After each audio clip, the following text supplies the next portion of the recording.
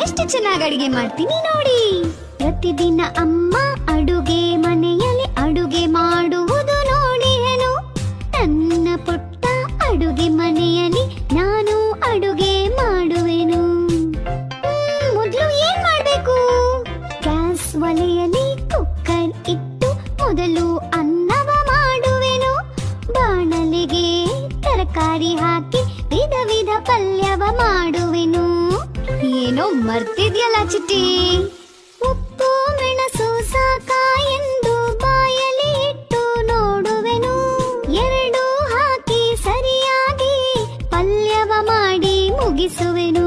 ಆ ದೋಸೆ ವಾಸನೆ ಘಮ ಘಮ ಅಂತಿದ್ಯಲ್ಲ.